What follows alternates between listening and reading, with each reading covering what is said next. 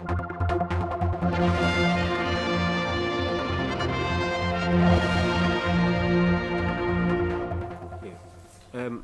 we turn then to question 10. And again, I call on the Honourable Member for Arbory, Castletown, Malew, Mr Moorhouse. Thank you, Mr Speaker. I would like to ask the Chairman of the Climate Change Transformation Board how many unique hits there were at the netzero.im cop26 on each of the 5 days before and after the publication of the Isle of Man Courier wraparound advertisement on the subject of climate change. I call on the Chairman of the Climate Change Transformation Board, Mrs Kane, to reply. Thank you, Mr Speaker.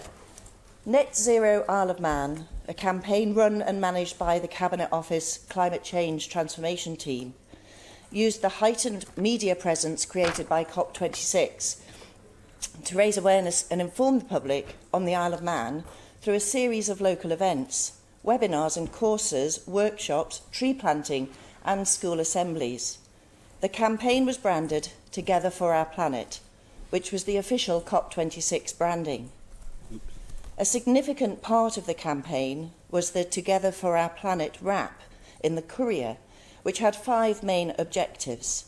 These were, firstly, to reach residents who are not online. Secondly, to demonstrate the impact of climate change on the Isle of Man. Thirdly, to provide an overview of progress to date. Fourthly, to help residents understand the actions they can take to lower their own emissions. And finally, to highlight the COP26 programme of events during the first 2 weeks of November. Please note that unique hits is not a recognised term under Google Analytics, so we have provided the closest comparative page views and number of users. Web stats for the Courier app to netzero.im/COP26 show that we had 116 page views by 54 users in the 5 days before the wrap, and 141 page views by 114 users in the 5 days after it. In total, over the 2-week period of COP26, we engaged with 655 users on our website netzero.im. Thank you, Mr Speaker. Open to question, Mr Moorhouse. Thank you, Mr Speaker, and thank you, Chairman. It was great to see some clear information for the digitally excluded. It's something we often need to think about. But there were no phone numbers and no information about other things that were being involved in the libraries and other public buildings. Was that a simple oversight, or was there some actual additional links somewhere?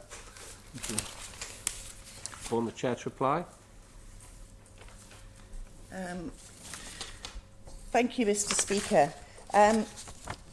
The question about the digitally uninvolved, I think the point being that the Courier app is available in libraries and other places, and we are drawing up a report to show the main metrics, including event attendees, website users, feedback from the attendees, email, open notes, social media stats.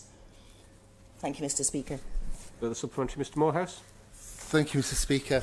It was really good to see children being involved. Their words were certainly powerful. Were the words taken from longer pieces of work, or were they simply responses to, if we don't act now? From my perspective, they were rather chilling. In fact, they were really worrying when actually the children were saying things that were really impacting on them, and there was the fear element. Could you give us a little more information in terms of where the words were coming from, please? Thank you. Chairman to reply. Thank you, Mr Speaker. The children in the video were friends and family from the climate change team. Each parent signed a parental consent form with regards to data protection, and parents were involved in asking the questions and to ensure that children's well-being was protected. And yes, I can confirm that they were their actual words, and I agree that there is a degree of fear. In fact, I felt more climate fear from the adult, climate anxiety, from the adults attending one of the events that I attended, because there is a very real fear amongst some of the younger generation that we are not doing enough for climate change. But in terms of the children, I think that it showed a level of awareness. I think that they are very engaged, but in fact the sense I got was that they were wanting the grown-ups to do something about it. And certainly it was within a very safe environment with their parents there, who would be able to discuss any matters that they were worried about, as any parent would do on any subject. Thank you, Mr. Speaker. Final supplementary, Mr. Moorhouse. Thank you, Mr. Speaker, and thank you, Chair. It's a bit of a casual question.